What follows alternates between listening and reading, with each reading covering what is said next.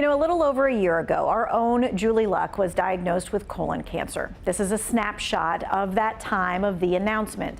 Well, from the diagnosis, Julie had surgery, but the cancer spread soon to her lymph nodes. So doctors then diagnosed her with stage 3A colon cancer, and she began rounds of chemo infusions.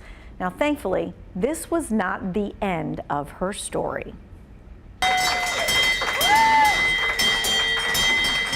This right here was a great day. Julie rang the bell. She is cancer-free, but the journey, of course, is not over. She must remain diligent with testing and follow-up appointments and scans. The diagnosis was a wake-up call, and Julie has been very upfront. She says she is not wasting her cancer. She is using her voice to educate others on early detection. Well, tonight, she's going to be sharing the stories of women in the triad that were impacted by cancer screenings. Here's a piece of that story that airs in full tonight at 11.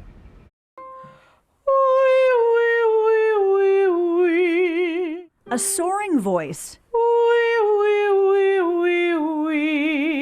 A grounding realization. I think I'd be fighting stage 4 if they found it now. Elizabeth Pacheco Rose is a recent colon cancer survivor. The voice professor at Wake Forest University was diagnosed last year when she was 46. The mother of 3 never expected the news when she got a routine colonoscopy. If they were going to find anything, I thought it was going to be minor, not cancer. She was declared cancer-free after surgery. No need for chemotherapy or radiation to treat her stage 2 cancer. I know how lucky I am. When caught early, the colon cancer survival rate is at least 90%. That's why doctors stress the importance of preventative screening starting at 45 to find and remove abnormal tissue known as polyps. Things like breast cancer, and in this case colon cancer, are actually preventable because we can do a test before it progresses to a cancer and be on top of the game. So their stories, her message, and the importance of screening tonight at 11 o'clock. Now, while we have your attention on this subject, we have Dr. David Hiller, a colon and rectal surgeon with Novant Health, here with us. And he's going to be here answering your questions. You can text your questions. This is how you get your question to him, 336-379-5775. All right, so let's just start off with the basics. When do you get checked for colon cancer?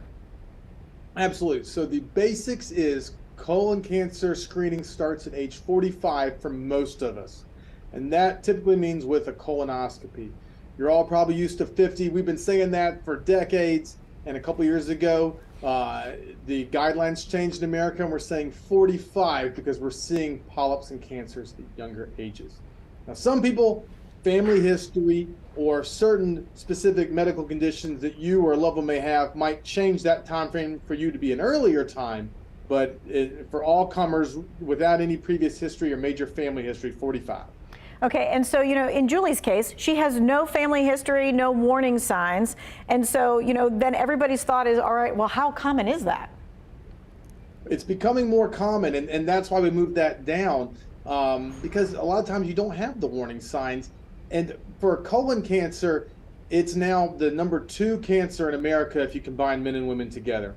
And maybe 15% of these are hereditary. So most of them are not going to be a genetic connection. It's going to be something that you didn't expect. And that's why the screening is so important. All right, so the screening is a colonoscopy, which can sound really like scary and intimidating. So we're going to kind of break it down. How do you prepare for a colonoscopy? So you will meet with someone who does a colonoscopy, gastroenterologist, colorectal surgeon, whomever that may be. And so they're going to evaluate you and talk about it ahead of time. So you'll have met the person, talk about the safety, the process. So there'll be that familiarity. You're not just showing up blind to do a procedure. And then what they'll do is they will give you instructions to clean out your bowels the day before surgery.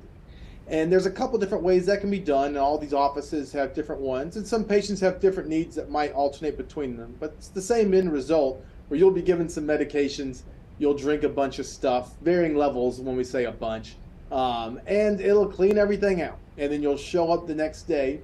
Sometimes that clean out proceeds to the day of procedure. There's what's called split preps. But again, you'll get those instructions, you'll be cleaned out.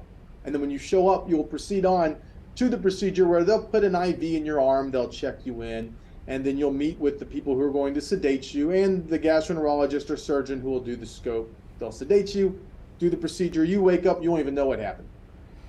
Okay, so that's kind of what you can expect during the exam. Like, you're going to go in and you're not going to be awake during the exam. They're going to put you to sleep.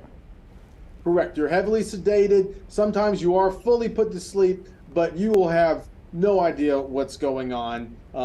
You won't feel anything. You won't know anything. I personally had one. They put me in the room. They said, count back from 100. I remember counting to 97. Next thing I knew, I was awake in the recovery room, being given my report, told everything was okay, and you know, being sent out with my wife. So I couldn't tell you one thing that happened from 97 to waking up.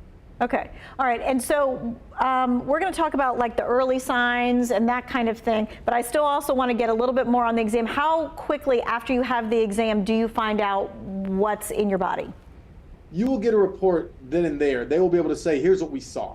Okay. You may or may not recall much of it. So whoever, we usually ask, who's with you? Who are we talking to? Because we will tell you what happened, but you might still be in a fog. So we want someone else available to be able to remind you maybe a couple hours later. And then there's a written report as well. You'll see pictures. You'll see what was done. All that'll be labeled. The only thing you won't have right then and there is the results of any biopsies. Those usually take somewhere from 1 to 3 days to come back. Gotcha. All right. We're going to take a quick break. We're going to be taking your questions when we come back.